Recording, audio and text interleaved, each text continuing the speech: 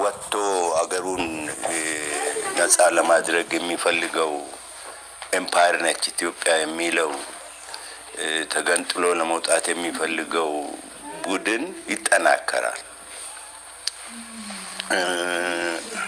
በመሐከሉ ኢትዮጵያዊ ብሔሮች ሀገር ነች የሚለው አለ። የብዙ ብሔሮች ሀገር ነች የሚለው እንግዲህ እንደዛ ካልን በህዝብ ላይ ልዩነት ይኖራል። የአንድ ብሔር ሀገር ነች የሚለው አንድ ህዝብ ነው የኢትዮጵያ ህዝብ ብሎ ይወስዳል። መገንጠል የሚፈልገው ህዝቡን ወጥቶ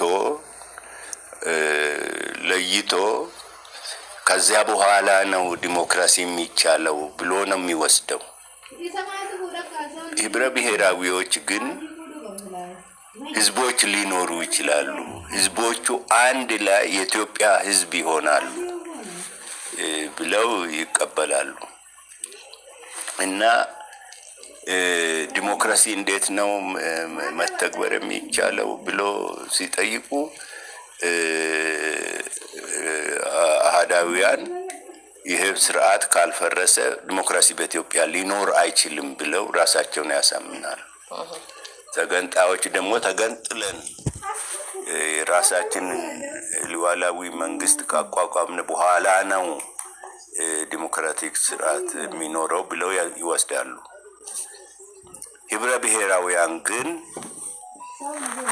ህዝቦች በአካባቢያቸው የራሳቸውን ስርዓት የራሳቸው የማስተዳደር ስርዓት ሊጎናጸፉ ይችላሉ። በጋራ ደግሞ በፌደራሉ ደረጃ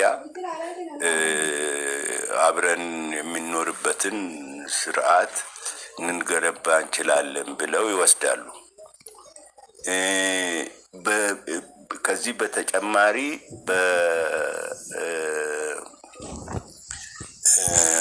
citizenship rights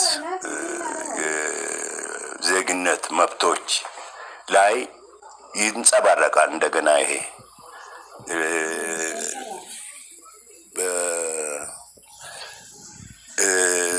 በኢትዮጵያ ውስጥ ያሉት ሁሉም ብሔሮች የኢትዮጵያ ዜጎች ናቸው ብለው በደፈናው የሚወስዱ ኃይሎች አሉ። ነፃ ሀገር ለማዋቀር የሚፈልጉት ደግሞ የለም ከኢትዮጵያ ወጥተን ነው የራሳችንን Download the Domino's app today and become a piece of the Pi Rewards member to earn points toward free pizza. Can you believe that this hair loss cure was discovered in 1965 and almost for